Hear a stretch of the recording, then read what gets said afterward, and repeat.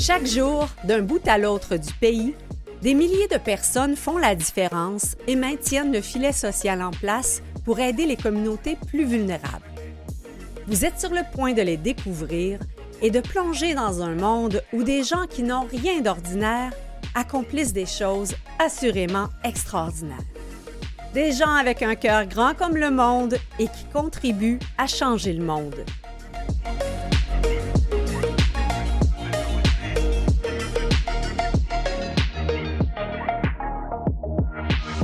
Bonjour à vous, chers auditeurs, chères auditrices. Cette semaine, au Héros Anonymes, nous parlerons de santé avec nos invités, tant la santé physique que mentale. En première partie, nous partons à la découverte des expéditions nature, dites aventures thérapeutiques, organisées par la Fondation Sur la Pointe des Pieds pour les jeunes atteints de cancer. La responsable des communications, Laurence Ciel, a elle-même traversé cette épreuve du cancer alors qu'elle était adolescente. Avec courage, elle a marché pendant des kilomètres avec un sac à dos de 45 livres sur le dos alors qu'elle en pesait moins du double. Laurence nous racontera comment cette expédition a changé sa vie, tout comme celle de centaines de jeunes participants aux aventures thérapeutiques de la Fondation Sur la Pointe des Pieds. En seconde partie, nous découvrirons l'aide essentielle qu'apporte l'organisme La Boussole aux proches de personnes atteintes de troubles de santé mentale. Depuis plus de 40 ans, La Boussole soutient ceux qui soutiennent et qui vivent parfois, en fait souvent, un sentiment de culpabilité lorsqu'ils se sentent essoufflés et dépassés par la santé mentale de leur enfant, de leurs parents ou de leur conjoint-conjointe. Nous accueillons la directrice générale de La Boussole pour nous parler de l'incroyable travail fait auprès des proches, Chantal Godin. Une courte pause et on accueille Laurence Ciel de la Fondation Sur la Pointe des Pieds.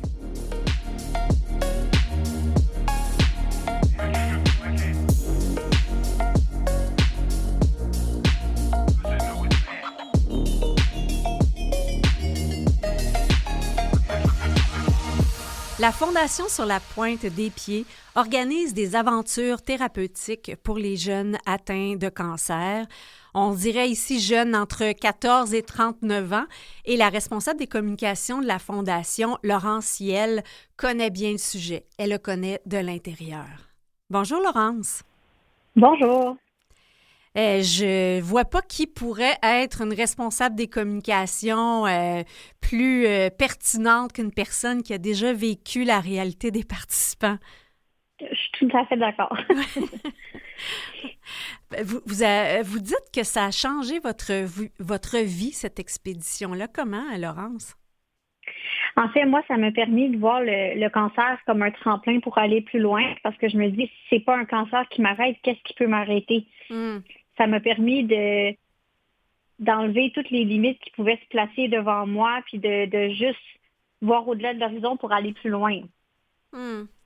Donc, comme si ce que vous avez vécu, c'est quasiment comme le pire qu'on peut vivre et le fait d'avoir sorti de cet épisode-là, ça vous donne confiance maintenant plus en la vie ou? Bien, confiance en mes capacités, oui. Confiance en ce que je peux accomplir, confiance en la vie, oui, parce que, en effet, c'est une épreuve que c'est pas tout le monde... c'est pas une épreuve commune, en fait. Puis, à l'âge que j'avais, l'expédition, ça m'a permis de retrouver confiance en moi, confiance en mes capacités, de me retrouver dans un cercle avec des gens qui me comprennent vraiment, qui ont un vécu similaire, mais aussi de connecter vraiment avec des gens, parce que je peux témoigner que quand je suis retournée à l'école après le cancer, mes meilleurs amis ne me comprenaient plus. Il y avait un décalage. Oui, tout à fait. Abandonné? Oui, mais le mot est fort, mais oui, elles m'ont dit que j'étais trop mature, mature pour elles. Oui. Ça vous avait tellement fait... vraiment un décalage. Ça vous avait fait cheminer beaucoup? Oui, ben déjà, quand j'étais jeune, en quatrième année, mon enseignante, elle me disait que j'étais une élève mature sans savoir vraiment ce que ça voulait dire à cet âge-là. Puis j'avais rien vécu encore. Fait Hmm. que, Donc, ouais. c'était déjà en vous. Oui, c'était déjà en moi d'être une enfant mature, mais là, d'avoir vécu ça à l'adolescence, oui, oui, ça fait grandir, ça fait vieillir, ça Hmm. remplit un sac à dos de vie, d'expérience que les gens de mon âge ne vivent pas habituellement. Hmm. On parle de sac à dos. Je lisais un petit peu votre histoire, là. Vous avez fait des centaines de kilomètres avec un gros sac à dos de Ouais, 45 ben, livres sur le dos. c'est ça, c'est des sacs à dos de randonnée, là. Hmm. Je sais plus combien de kilomètres exactement on a parcouru, là. Ça fait quand même quelques années, c'était en 2012. Mais oui, à ce moment-là, je devais peser environ 90 livres, puis Hmm. mon sac devait en peser 45. C'est déjà de la première journée de parcourir une dizaine, quinzaine de kilomètres avec un sac à dos de ce poids-là, puis tu sais, de suivre le groupe. Je me rappelle, j'étais la dernière en arrière, Hmm. mais je l'ai fait comme les autres. Puis on était tous très fiers de cet accomplissement-là parce que à la base, ils nous avaient dit qu'on ferait comme 9 kilomètres, je pense, cette journée-là. Hmm. Puis finalement, à un certain point, on était tous un peu on se demandait, on était comme, il me semble que ça fait plus que 9 Hmm. kilomètres qu'on marche. Puis finalement, oui, ils nous ont dit à la fin de la journée, oui, oui, vous avez été capable, on a fait 14 kilomètres. Wow. C'est de constater les forces qu'on pense qu'on a, des forces en nous qu'on pensait plus avoir. Hmm. Parce que je me rappelle juste après une semaine à l'hôpital, quand je suis rentrée à la maison, j'étais une sportive, là, je faisais de la danse 6 heures par semaine, je jouais au soccer. Puis après une semaine à l'hôpital, je suis rentrée à la maison, j'avais de la difficulté à monter les marches. Wow. Et j'imagine que les muscles s'affaiblissent aussi Ben durant oui, les... ça s'atrophie super rapidement. Hmm. Et, Exactement. et vous étiez adolescente, donc, Laurence, quand vous avez reçu le diagnostic? Oui, j'avais 14 ans. Ben, j'avais 13 ans, puis j'ai eu 14 ans au cours du mois, en février 2011. Donc là, notre vie change complètement. Comment on vit ça? Moi, je suis quelqu'un d'extrêmement positive, Hmm.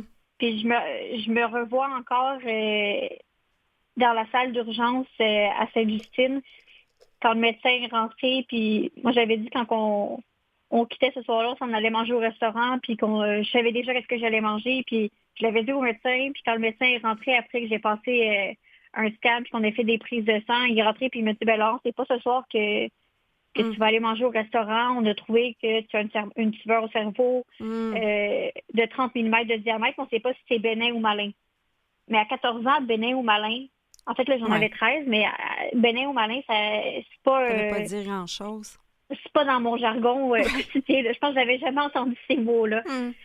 Ma réaction, ça a été de dire j'ai un cancer. Hmm. Puis ils m'ont dit non, qu'on sait pas si c'est cancéreux ou pas. Fait que déjà à ce moment-là, moi, je l'ai vu mes parents qui étaient là avec moi s'affaisser sur les petites chaises à côté. Puis je me suis assise carrée sur le petit lit d'urgence. Puis j'ai dit, ça va bien aller, ça va bien aller, ça va bien Hmm. aller. Puis ça a été ça mon discours tout au long des 18 semaines de traitement que j'ai eu.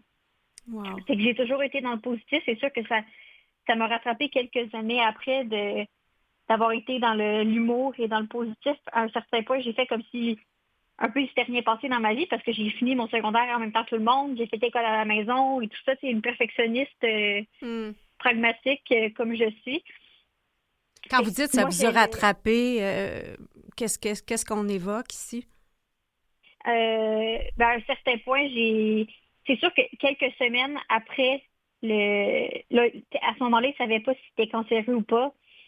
La journée où ils allaient faire une biopsie, ils ont reçu des résultats sanguins qui confirmaient en fait que le facteur en tant que tel, la normale c'est de 0 à 10, mais j'étais à 4800.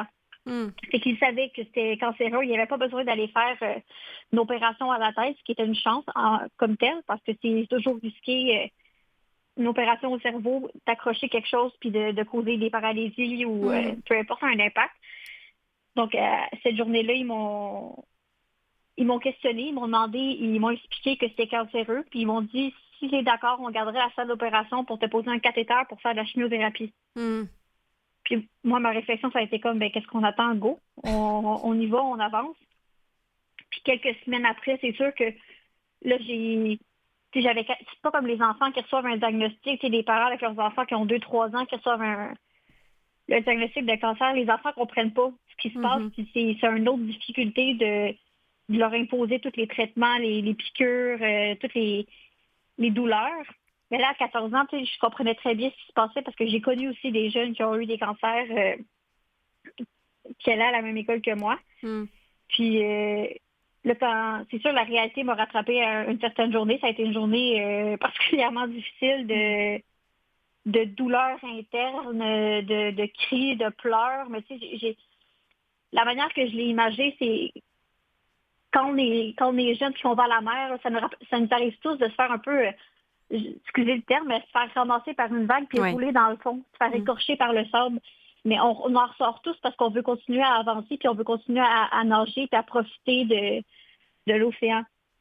Fait que moi, ça a été un peu le même réflexe de me dire, je peux pas rester là en boule à pleurer. Il faut que je me relève puis que je continue à profiter Wow. de Vous la êtes vie. vraiment inspirante. Et ça, c'était votre attitude avant de participer aux aventures thérapeutiques de la Fondation Sur la Pointe des Pieds? Vous aviez Oui, déjà cette attitude-là? oui, c'était déjà en mode positif. Mm. Je faisais des blagues un peu, surtout parce que j'étais extrêmement enflée à cause de la cortisone. Puis, tu sais, j'avais plus aucun cheveu, j'avais plus aucun poil. Puis, je me mettais une couverture sur l'épaule. Puis, je disais que j'étais un moine tibétain. Puis, j'ai toujours tout tourné un peu à la dérision. Mais c'est sûr que, comme je disais, ça m'a rattrapé un coup que j'étais plus vieille puis que je travaillais comme caissière dans une épicerie. Puis toute la journée, on demande aux gens bonjour, ça va bien? Mm. Puis là, ils me demandent oui, vous. Puis là, à un certain point, je me suis rendu compte que mon oui, ça va bien, il allait pas bien. Mm. Fait que c'est comme ça que ça m'a rattrapé un coup que j'avais fini le secondaire et tout. Puis parce que j'ai fini le secondaire, je suis rentrée au cégep, puis j'ai fait mon cégep en 2 ans. Mm. Puis là, je rentre à l'université. Puis c'est là que j'ai fait wow. J'ai eu besoin d'aide, de consulter, de parler de ce que j'avais vécu parce que j'ai toujours été comme m'appelait mon père quand j'étais malade, le petit bulldozer. J'avançais sans regarder derrière, puis je menais tout le monde avec moi dans mon attitude positive. À un certain point, j'ai fait OK, c'est pas rien ce que j'ai vécu. Là. Non, mais se le permettre aussi. Ben c'est ça, exactement, de mettre un genou par terre pour faire Mm. comme OK, là, j'ai besoin d'aide. Là. Ouais. Mm. Et l'aventure thérapeutique que vous avez vécue, ça se situe où dans ce parcours de vie? Ça s'est passé en 2012. Moi, j'ai eu mon diagnostic en 2011, puis c'est en 2012 que j'ai fait mon expédition. À ce moment-là, j'étais en secondaire 3. Mm. Puis ça tu sais, c'est que les impacts sont pas juste pendant l'expédition, mais à long terme. Mm. Parce que moi, j'ai été tellement touchée par cette expérience-là, j'ai tellement grandi pendant cette expédition-là, de prendre confiance en mes forces, puis d'accomplir des choses que je pensais jamais être capable de faire. Puis je suis restée attachée à la Fondation, j'ai été bénévole avec eux pendant 10 ans Wow. avant qu'on m'offre le poste aux communications. Ben c'est ça, je comprends là, que ça a tellement changé votre vie que c'est même devenu à quelque part une mission de vie pour vous. Et ma mission de vie, je me suis toujours dit que c'était de partager l'espoir parce que des histoires comme la mienne qui finissent bien, il n'y en a pas beaucoup. Puis là, aujourd'hui, c'est mon travail de faire ça. Partager l'espoir, que c'est beau. Oui. Il y a une espèce de paradoxe de se dire, à l'âge que j'ai, d'avoir un emploi aussi qui me prend autant au cœur. Significatif, oui. Je trouve que c'est vraiment une chance que j'ai. Qui est vraiment, qui fait du sens pour vous, exactement. qui est en écho avec votre histoire, avec votre personnalité, mais puis vous savez très exactement, bien avec mes valeurs, oui. Oui. Donc, concrètement, comment ça se passe, une aventure thérapeutique? Comment vous en êtes venu à appeler ça? Parce que, bon, on pourrait dire une expédition, une randonnée nature, mais là, on juxtapose vraiment aventure et thérapeutique. Fait que décrivez-nous un peu l'expérience qu'on est appelé à vivre. C'est vraiment, en fait, ce qu'on appelle de l'intervention en contexte de nature et d'aventure. Il y a un baccalauréat à ce sujet-là à l'UQAC, à l'Université du Québec à Chicoutimi. Ah oui. L'intervention par la nature à l'aventure, en fait, ça correspond, dans les termes scientifiques, à une modalité d'intervention axée sur l'amélioration du bien-être des personnes par le recours à des activités structurées qui sont réalisées en milieu naturel. De plus en plus, à travers les années, les études, les tendances qui se sont développées, les bienfaits de la nature sont assumés maintenant du côté scientifique. C'est nommé que la nature dégage certains éléments qui viennent nous améliorer le bien-être. Puis c'est ça qu'on cherche à créer avec les expéditions d'aventure thérapeutique. La mission de la Fondation, c'est vraiment de changer la vie des jeunes de 14 à 39 ans atteints de cancer en leur offrant de participer à une expédition d'aventure thérapeutique. Bien, je lisais qu'il y a même un terme, je pense, japonais pour le bonheur d'être en forêt, qu'il y a des prescriptions nature de plus en plus qui se font parce qu'on reconnaît le pouvoir guérisseur de la nature. Tout à fait. Je ne pourrais pas vous dire ce que c'est le terme, mais en gros, ce qu'on dit à la Fondation, c'est que les traitements médicaux conventionnels, ils parviennent à traiter le corps. L'aventure thérapeutique contribue, quant à elle, à guérir l'âme, le cœur et l'esprit. Les interventions qu'on fait à la Fondation permettent aux jeunes atteints de cancer de changer leur histoire, de prendre conscience de leur force et de retrouver leur rêve, en fait. Et oui, allez, continuez. J'allais dire qu'on offre deux types de programmes à la Fondation. On offre des expéditions évasion qui s'adressent aux jeunes qui sont en traitement ou qui ont des limitations des suites d'un cancer. C'est des programmes qui durent 4 jours. D'accord. Qui se déroulent toujours en Rabasca au réservoir du Poisson Blanc en Outaouais, dont l'objectif, c'est de permettre aux jeunes de s'évader du milieu hospitalier et de la routine du quotidien. Il faut savoir que sur chacune des expéditions qu'on réalise, il y a une équipe médicale bénévole qui vient. Il y a un médecin qui est là, il y a une infirmière, il y a un intervenant social. Oui, ils sont là bénévolement. Wow. Parce que eux-mêmes voient l'impact que ça a là sur les jeunes qu'ils accompagnent. Puis c'est un goût de revenir-y parce qu'ils en sortent changés aussi.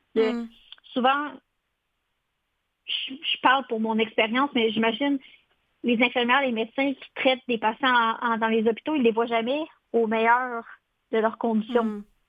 Ça fait du bien de sentir qu'on accomplit notre contribution. Mais bénévole, c'est déjà, on parle beaucoup du système de santé qui est essoufflé et que ces gens-là sont épuisés et ils trouvent le temps de venir vous accompagner comme ça. C'est vraiment extraordinaire. Ils font le choix, ils font le choix de venir nous accompagner. Puis il y a aussi, comme je disais, les grandes expéditions qui s'adressent de ce côté-là aux jeunes qui sont en rémission, avec un maximum de 5 ans de rémission. Ça dure 8 à 15 jours. C'est des expéditions qui sont partout, cette fois-là, sur le territoire canadien, qui mettent de l'avant plusieurs types d'activités allant de la randonnée pédestre à la descente de rivière en rafting, au kayak de mer, en passant par le traîneau à chien, le ski de randonnée, les raquettes. L'objectif est vraiment axé sur le dépassement, tandis que l'expédition évasion est plus axée sur l'évasion, justement, du quotidien, de la lourdeur, de ce qu'ils peuvent vivre, leur permettre d'avoir un moment pour respirer, pour être en nature avec d'autres jeunes qui sont dans la même situation qu'eux. On va faire ça, Laurence, prendre un petit moment pour respirer. On prend une courte pause et on poursuit notre discussion au Héros Anonyme.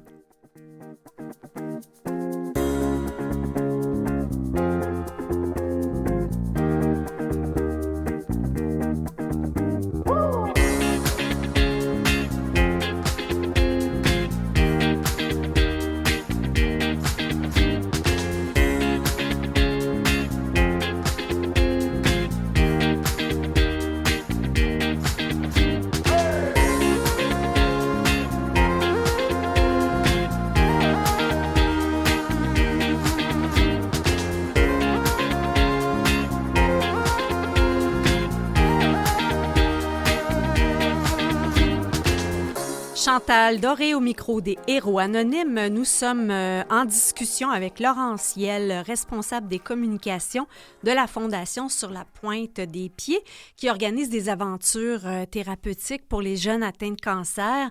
Et Laurence a vécu l'expérience elle-même de l'intérieur. Laurence, je vous écoutais avant la pause, le Rabasca, canot, expédition et autres. Et je me dis... Comment on fait quand notre santé comme ça, elle a été malmenée, que nos muscles ont peut-être un peu fondu pour se livrer à un défi comme ça? Spontanément, je me suis dit, bon, ben, c'est parce qu'ils sont jeunes, mais qu'on retrouve, je sais pas moi, un élan d'énergie qu'on pensait pas qu'on avait?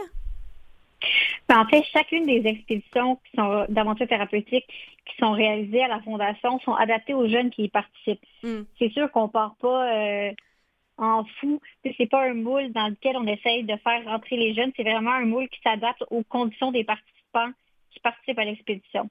Un peu En comme revanche, quand on chacune fait de des l'exercice, qu'on nous dit, Exactement. c'est ça, qu'on suit ses limites, puis on peut suivre la personne, le modèle 2 qui nous dit si on n'est pas capable de faire ça. Donc, mais là, ce que je comprends, c'est que vous êtes toutes à peu près au même niveau, vous vivez toute la même réalité. Oui, mais il y a un comité aussi médical aviseur qui est consulté avant chacune des expéditions Mhm. avec les dossiers médicaux des jeunes qui participent à l'expédition pour voir, OK, comment on envisage l'expédition, c'est quoi les distances qu'on veut faire par jour, c'est quoi un peu j'ai seulement l'expression en anglais, je suis désolée, les milestones qu'on veut accomplir, c'est quoi qu'on Les veut leur jalons, faire. oui. Oui, c'est quoi les jalons qu'on veut accomplir avec eux, c'est quoi qu'on veut jusque où on peut aller. Donc, comme je disais, c'est pas un moule dans lequel on les fait rentrer, c'est vraiment chacune des expéditions qui est créée selon les conditions, qui est adaptée selon les conditions des jeunes qui y participent. Est-ce que vous avez déjà eu peut-être à prévoir des situations d'urgence quand quelqu'un, malgré tout, avait peut-être une petite faiblesse? Oui, il y a toujours des plans d'urgence, puis un ange gardien, comme on l'appelle, il y a un comité, en fait, d'urgence qui est en place pour chacune des expéditions, avec des membres qui ne sont pas sur le terrain, mais avec qui on peut être en contact si jamais il y a un enjeu. Il y a des évacuations qui peuvent être faites dans tous les cas qui sont évalués comment ça va être fait. Ça va être par bateau, ça va être par hélicoptère, peu importe. Il y a toujours un point de sortie qui est évalué.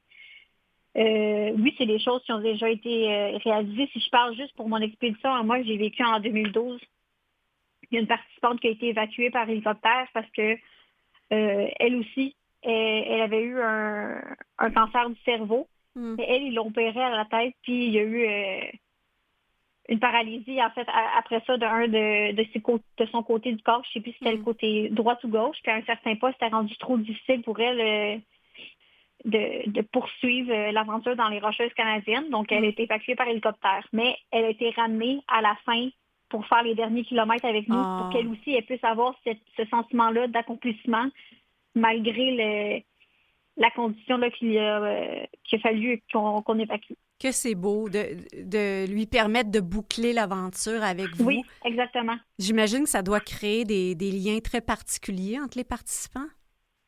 C'est vraiment pas très long qu'on devient une petite famille. Un de mes rêves, c'était de participer à une autre expédition, puis je l'ai pu accompagner. Ah oui, comme accompagnatrice? Oui, comme photographe blogueuse. Puis de voir, tu sais, moi, je l'ai vécu de l'intérieur, puis là, d'avoir le regard pas d'évaluatrice, là, mais de pouvoir voir ces jeunes-là évoluer, de voir que les plus timides au début, ceux qui nous regardent jamais dans les yeux, qui ont toujours la tête baissée, mais c'est ceux qui rayonnent le plus au final, parce que c'est eux qui en bénéficient le plus, qui en ont le plus besoin. De sortir de cette solitude-là, de cette différence-là, de se sentir enfin accepté, de pouvoir s'exprimer sans avoir à tout expliquer, d'être compris, ça n'a pas de prix. Vous dites être compris. Tu sais, souvent, les personnes qui sont pas malades peuvent parfois être maladroits, tu sais, sans le vouloir, parce qu'on ne sait pas toujours quoi dire. Tu sais, comment vous réagissiez quand les gens peut-être pouvaient vous dire « Ah, je comprends ce que tu vis ». Ben, c'est toujours de la personne de qui ça vient aussi. Mais c'est de pas de le prendre personnel. Je pense que c'est la pire chose à faire. C'est de savoir qu'en fait, d'accepter que cette personne-là comprend pas vraiment. Puis même si on voulait les confronter, ça servirait à rien. C'est juste. Puis j'ai appris ça aussi après quand je suis retournée à l'école, par exemple, avec les gens de la même année que moi, de comprendre que eux, leur pire, dans la vie, c'est peut-être d'avoir un rhume ou que leur mère ait mis 2 bâtons de pareil dans leur lunch, tu sais. Moi, mon pire, c'était vraiment à un autre niveau. Ouais. J'ai appris rapidement que ça ne servait à rien de me laisser impacter par ça puis d'être un peu insultée parce que au final, eux, ce qu'ils ont vécu de pire, c'est ça, tu sais. Ouais, Même si moi, ça a été un cancer, de la chimiothérapie, de la radiothérapie, eux, leur expérience, leur vécu, ce qu'ils ont dans leur sac à dos, dans leur bagage de vie, c'est pas la même chose que moi. C'est beaucoup d'empathie. J'entends beaucoup d'empathie dans votre voix. J'imagine qu'il y a des gens comme ça qui ont été tellement empathiques à votre histoire, qui ont envie d'y participer peut-être pour organiser des levées de fonds. J'ai entendu parler du défi des 2 Mario. Qu'est-ce que c'est? Le double défi des 2 Mario, c'est un événement de financement qui a lieu à la Fondation parce qu'il faut savoir en fait qu'on est financé seulement par des dons et des levées de fonds. Ah oui, aucune autre... Non, on n'a aucune autre source de financement. Puis le double défi des 2 Mario, c'est un de ces événements de financement-là qui dure depuis 17 ans. Puis d'ailleurs, ce matin avait lieu le départ de la 2e traversée de la 17e édition. C'est un événement qui se passe sur 3 jours où les participants, il y avait une 50aine de participants par traversée. L'autre traversée a eu lieu le week-end dernier. Ils traversent quoi, Laurence? Ils traversent le lac Saint-Jean. Ah oui, OK, d'accord. Puis en raquette, oui. Donc, c'est drôle parce que récemment, j'en parlais avec un ami, puis lui, c'est la traversée du lac Saint-Jean qui est connue, c'est à la nage. Oui, c'est ça. C'est quoi, il y a un paquebot devant eux? Je dis, ben non, Félix. Ils traversent en raquette et en ski, fait que c'est un autre genre de défi parce que les participants doivent traîner un traîneau derrière eux qui peut peser entre 40 et 60 livres, dépendamment de la grandeur de la personne. C'est ton matériel parce qu'ils dorment 2 nuits sur le lac Saint-Jean. Évidemment, il y a une équipe de logistique qui est là, qui monte les campements pour eux. Ils n'ont pas à arriver à leur lieu de campement puis de monter les tentes. Il y a une cuisine qui est amenée aussi par motoneige sur le lac. Laurence, est-ce qu'on peut voir des photos de ce défi-là ou peut-être même de vos photos à vous sur votre site Internet? Oui, même que à distance, il y a un photographe-blogueur qui est là sur chacune des traversées. Puis moi, à chaque jour, j'accueille le blog que je mets en ligne. Puis des photos sont aussi jointes à ce blog-là. Fait que dès demain, en fait, vous pouvez déjà voir sur la page Facebook de la Fondation ou sur le site de la Fondation, vous pouvez déjà voir les blogs de la première traversée avec les photos. Mais là, dès demain, je vais mettre en ligne le premier blog de la 2e traversée du double défi des 2 Mario. On ira voir ça, Laurence. La Fondation sur la pointe des pieds, c'était la responsable des communications, Laurence Ciel. Un grand merci. Continuez à propager l'espoir. Vous le faites très bien. Un merci à vous pour cette belle visibilité-là. Merci, Laurence. À bientôt.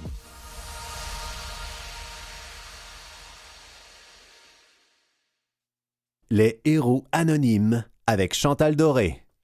Notre second organisme aujourd'hui touche la santé mentale. Donc, on a parlé de santé physique dans notre premier bloc. Maintenant, on parle de santé mentale, la santé mentale de nos proches.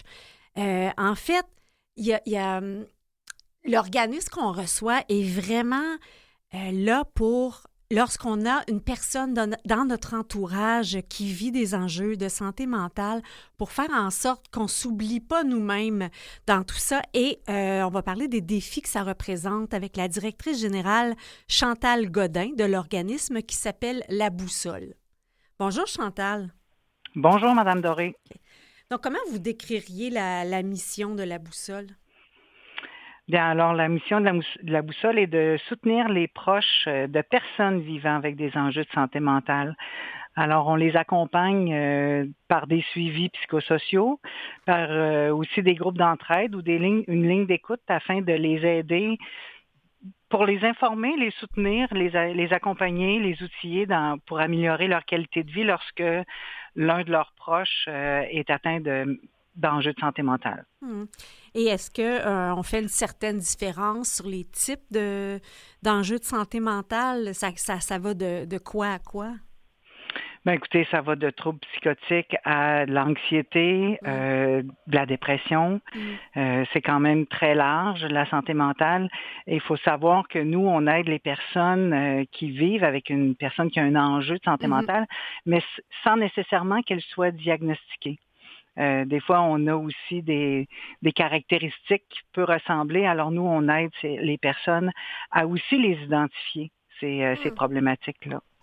Donc, d'être un petit peu alerte à notre proche va moins bien. On n'a pas évidemment de diagnostic, mais on est un peu capable, un peu de l'amener peut-être à consulter. Est-ce que c'est ça, je comprends? Ben nous, on peut pas diagnostiquer la personne Mhm. qui est atteinte. Alors un proche vient nous demander de l'aide sur différents enjeux qu'ils vivent avec Mhm. la personne qui est atteinte ou qui n'a pas de diagnostic, ben on est quand même capable de pouvoir identifier certains enjeux. Mais sachez que l'organisme ici ne fait aucun diagnostic, là.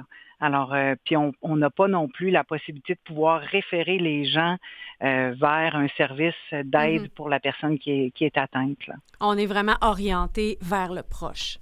Tout à fait, on est orienté pour accompagner le proche, pour lui permettre de pouvoir bien vivre aussi Mm. avec certains de problématique, je vous dirais, qui peut subvenir lorsqu'une personne est atteinte de santé mentale. On a souvent, on ne pense pas à l'entourage de ces Mm. personnes-là, comment elles le perçoivent et comment elles vivent. On veut bien aider la personne atteinte, on veut encadrer ou bien soutenir, je dirais, la personne atteinte, mais souvent on oublie que ces personnes atteintes-là ont Mm. besoin aussi de leur famille autour et qu'ils doivent bien comprendre aussi la problématique. Mm. Et dans votre organisation, j'imagine euh, on s'intéresse peut-être aux différents types de relations, parce que j'essayais de voir, là, ça peut autant être un parent, un enfant, un conjoint, une conjointe. Tout à fait.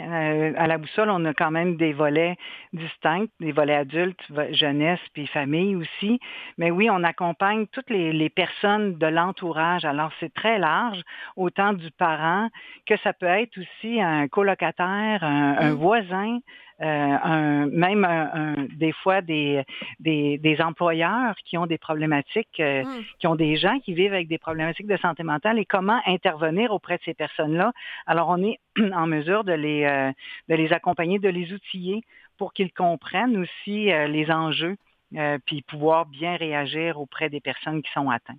OK. Même les employeurs, donc vous êtes actifs là, auprès, dans le cas où il y a des personnes qui sont... C'est l'employeur à ce moment-là qui constate qu'un de ses employés semble vivre des difficultés, ou ça serait plus l'employé serait un proche? Ben, ça peut être un employé qui est un employé sans Mhm. nécessairement être un proche. On fait de la sensibilisation aussi par une formation qui vise vraiment à aider les employeurs ou les gens de la société pour démystifier, sensibiliser la population aux maladies mentales, aux Mm. attitudes et comportements privilégiés. Alors, on offre des formations dans les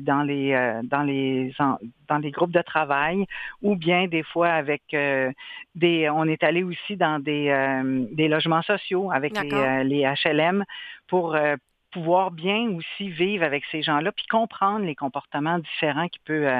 Alors, on sensibilise aussi, puis on essaie de démystifier aussi la santé mentale. Mm. Parce que si on comprend mieux, on va être plus en mesure de réagir adéquatement, j'imagine. Ben tout à fait. Puis des fois, on a des comportements à privilégier. Des fois, on a des comportements différents qu'on doit privilégier avec les personnes en santé mentale pour bien comprendre aussi qu'est-ce qu'elles vivent. Alors, on est capable de pouvoir, des fois, on se dit, ben la personne, plus on va répéter, mieux elle va comprendre, mais peut-être que non, Mm.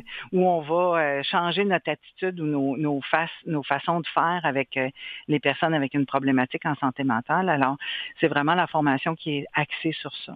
Donnez-nous des exemples, peut-être, Chantal, de comportements à privilégier ou au contraire à proscrire. Ben, je vous dirais, des fois, les gens, on a tendance à s'impatienter. et on comprend pas que la personne ne comprend pas, exemple. Alors, mais peut-être juste de pouvoir redire ou revoir notre discours envers cette personne-là, ben déjà là, ça fait une différence. Ne pas élever le ton, ne pas devenir en colère contre les personnes qui ont une problématique de santé mentale, parce que souvent, les personnes vont peut-être se sentir un peu plus persécutées. Alors, on doit comprendre que, bon, on reste très neutre dans notre façon d'agir avec les personnes. On essaie d'écouter, faire de l'écoute active, c'est très important aussi. Autant pour le proche qui vit avec la personne qui a une problématique de santé mentale, c'est aussi important d'avoir l'écoute active avec la personne atteinte que le proche qui vit avec la personne atteinte. Mais j'imagine dans certains cas, c'est pas toujours facile. Je prends un cas que j'ai déjà vécu où il y avait une personne, en fait, de mon entourage qui a un trouble de personnalité limite et des fois, la colère peut exploser d'un coup. Comme proche, on comprend pas tout le temps qu'est-ce qui se passe. Oui, ben c'est la raison pourquoi, justement, ici, il y a des intervenants qui font des suivis psychosociaux, qui sont capables de pouvoir donner des outils, de pouvoir aussi en parler pour trouver des solutions, trouver des façons de faire, mettre ses limites. Fait que c'est important d'avoir une façon de faire différente et les intervenants sont ici pour ça. Puis il y a aussi on offre aussi un service de proche aidant famille qui est une personne qui elle-même a vécu avec une personne atteinte et qui est capable d'accompagner les familles et de mieux exprimer aussi comment réagir ou comment. Puis ça donne. Leur expérience de vécu apporte une écoute différente que celle de l'intervenant, ce qui fait souvent qu'il y a un lien qui se développe entre la personne qui vient chercher de l'aide ici et la paire aidance. Fait qu'il y a une compréhension unique. C'est vraiment un message d'espoir que la personne offre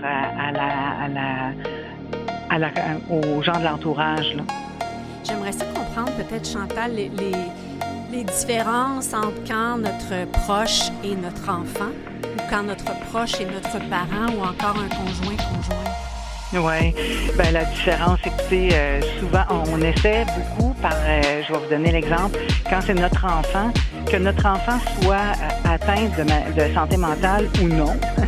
Je veux dire, on a toujours l'impression on veut protéger nos enfants, on veut vraiment qu'ils soient bien dans la société, qu'ils aient un bon travail, qu'ils soient autonomes. Alors, en tant que parent, quand on apprend que notre enfant a un enjeu de santé mentale, on devient surprotecteur, on essaie de trouver des solutions pour l'enfant, ce qui fait souvent que le proche devient épuisé à vouloir faire pour. Alors, c'est vraiment une différence entre un jeune qui, lui, vit dans sa vie de jeune, est avec un parent, exemple, qui a une problématique de santé mentale, ben il va devenir adulte plus vite parce qu'il y a des responsabilités différentes à vivre. Alors, il va devenir un jeune adulte avec des responsabilités qu'un enfant de peut-être 13, 14, 15 ans ne devrait pas avoir. Alors, c'est sûr que l'approche aussi est très différente. C'est la raison pourquoi à la boussole, on fait une distinction entre des groupes d'entraide parents, d'enfants adultes, même des groupes d'enfants, de parents avec des enfants mineurs qui ont une problématique ou un enjeu de santé mentale, et aussi vraiment des groupes ados où on peut pouvoir en parler parce qu'un enfant qui vit avec un parent qui a une problématique de santé mentale, comme s'il a toujours vécu dans cet environnement-là, ne sait pas que son environnement n'est pas comme la famille d'à côté, exemple. Alors, pour lui, c'est un naturel. Et de parler de ça avec ses amis, c'est peut-être pas ce qui tente le plus non plus, là. Parce que quand on arrive à l'âge adolescence, on se rend compte des différences qui se passent d'une famille à l'autre. Et là, on se rend compte que, on n'est peut-être pas, on vit peut-être pas les mêmes choses qu'un jeune de 14-15 ans. Est-ce qu'on est capable aussi, comme enfant, de dire, je perçois, même si on finissait par réaliser que c'est peut-être pas, en parenthèse, normal, comment faire quand on voit que notre parent, justement, je veux pas dire dépassé, là, mais a peut-être pas les possibilités vers qui on se tourne quand on sent qu'il y a quelque chose qui... Tu sais, que, je sais pas, moi, par exemple, je reviens de l'école, ma mère adore tout le temps, ou mon père vit telle situation. Tu sais, on peut effectivement, pendant un certain temps, se dire, ben, c'est normal, mais quand on voit qu'il y a une différence parce qu'on va jouer chez d'autres amis, puis on voit que c'est pas... On vit pas la même réalité, à qui on en parle?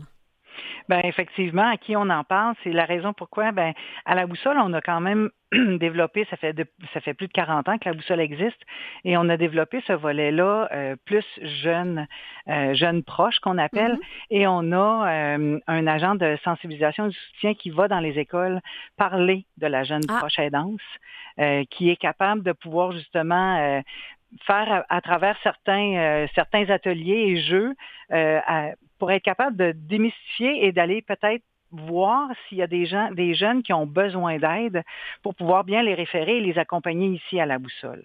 Fait que ça, c'est un programme que l'on a qui est quand même ça fait 2 ans qui est en fonction et qui va vraiment vers les jeunes, dans les maisons de jeunes, dans les écoles secondaires, au cégep, dans les universités, pour être en mesure. Puis on fait beaucoup aussi de kiosques de présentation pour parler de la boussole dans les écoles secondaires. Puis parler de la jeune proche aidance. Parce que oui, on dit il y a les jeunes, des fois avec leurs parents, mais il y a aussi des jeunes qui vivent avec un ami qui a peut-être cette problématique-là, et ce jeune-là devient par ricochet un proche aidant. Fait que ça aussi, ça devient lourd. Et à qui on en parle?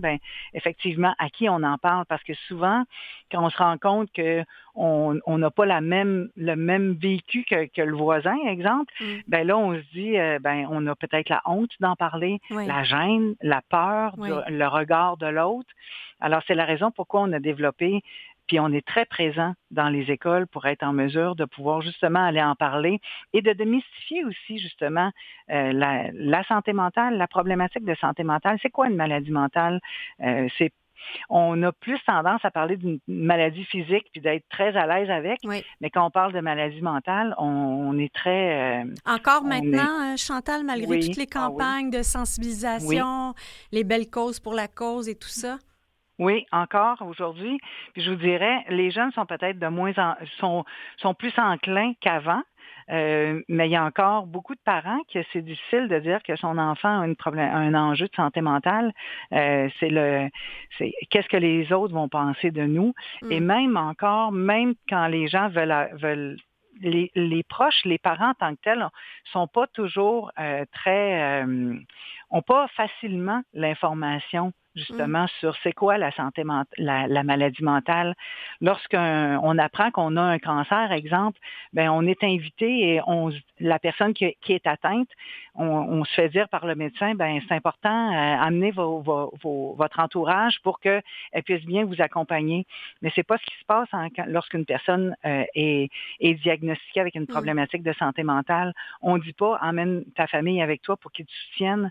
On fait plus la demande à dire, est-ce que tu souhaites avoir ta famille avec toi ou non? Alors que quand on a une problématique de santé physique, on n'est pas demandé, on se fait dire d'amener nos membres de l'entourage autour de nous. Pourquoi on fait cette distinction-là? Écoutez, parce que ça fait longtemps que la santé mentale, ça fait pas depuis hier, là, que c'est quand même tabou, la santé mentale. On ne peut pas parler de ça ouvertement avec tout le monde. Puis on a encore ce réflexe-là, ce vieux réflexe-là. Fait que c'est très... c'est un vieux réflexe, je dirais. Qu'on a encore, c'est tabou. On ne peut pas parler de santé mentale ouvertement sans avoir quand même encore quelques préjugés.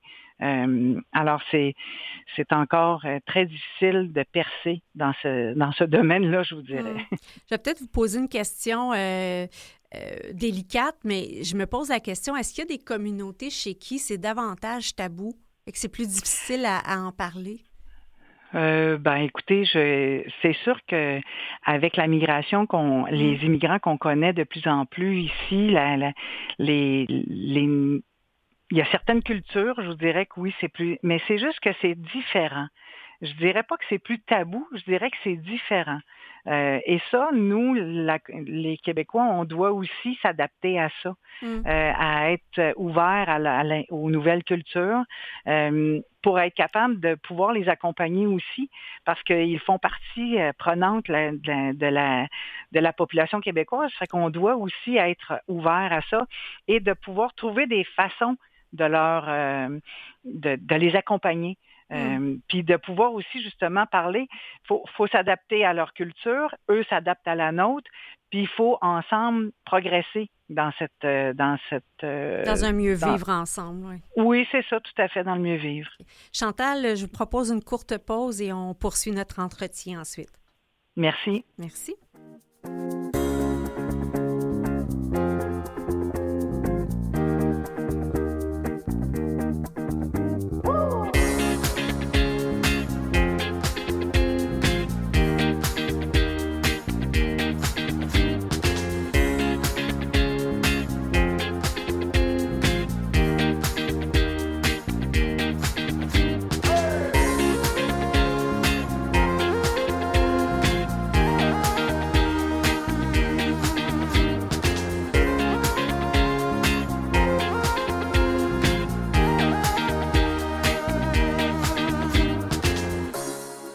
Notre dernier bloc au Héros anonyme, nous discutons avec la directrice générale de l'organisme La Boussole, Chantal Godin, qui aide les proches de personnes atteintes de troubles de santé mentale. Chantal, on a un petit peu couvert le côté des enfants, le côté des parents. Qu'est-ce qui arrive maintenant quand la personne atteinte, c'est notre conjoint ou notre conjointe? Ben écoutez, c'est sûr que ça a un impact sur l'ensemble de la famille, je vous dirais aussi quand même. Oui. Mais effectivement, il y a aussi un volet plus adulte où les gens sont... il y a des groupes d'entraide, de l'intervention individuelle qui est possible d'être fait auprès du conjointe pour pouvoir. Puis il y a aussi un volet que nous, on a ici, qui est le répit, qui permet aussi de pouvoir justement profiter d'un moment pour soi. Parce qu'il est important de penser, à la personne qui est atteinte, de bien l'entourer, mais l'impact de la maladie mentale, elle a aussi un impact sur la personne, le conjoint qui vit avec la personne atteinte. Alors, afin de rester fort, positif, puis éviter le risque d'épuisement, ben souvent, on offre à ces personnes-là d'avoir du répit, autant quand c'est pour son conjoint que son enfant.